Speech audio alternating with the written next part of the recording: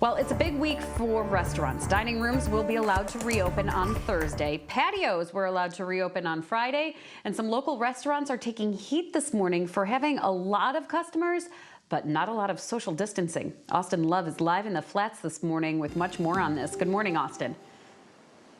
Hey, good morning to you, Maureen. Live outside of Lago East Bank, who received a lot of harsh criticism over the weekend, both from people in the news media, of course, but also from social media and seeing pictures from there. But now they're defending their actions of saying that they were keeping this in mind. They wrote that pictures are one moment, one angle, 1 second of time. Now, this video taken Saturday afternoon of a crowded outdoor patio while the restaurant admits that there were times during their reopening that tested the guidelines. They claim they acted immediately to rectify those situations. Down the street from Lago at Lindy's Lake House, a similar story. Rick Duty owns Lindy's Lake House and serves on a commission for the state that advised on the reopening of restaurants and believing that businesses need more guidance. He recognized that businesses can and should do better going forward.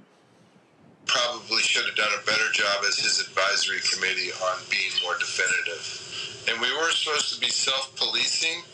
And that in and of itself is difficult as well, because some people are going to do a better job than others.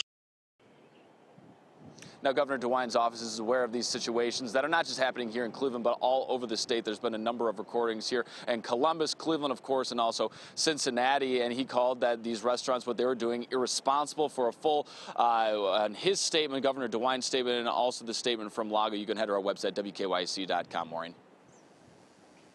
All right, Austin, thank you. And Governor Mike DeWine stressed that they will do whatever they have to do if restaurants fail to restrain crowds. Jasmine Monroe joins us live with those details. Good morning, Jasmine.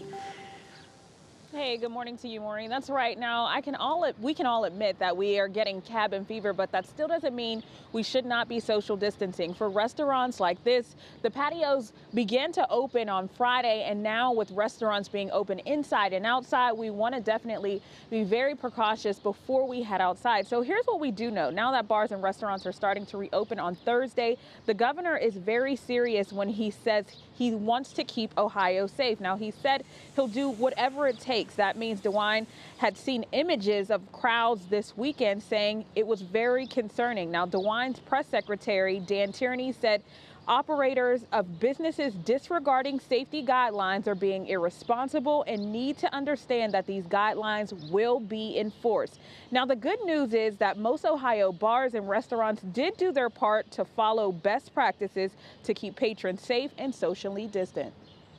I think that maybe that was done purposefully so that we would kind of use our own skills and talents and facilities and figure it out what works best for ourselves. I mean, if it was very black and white, that might not work for everybody. And so I think people are just kind of adjusting.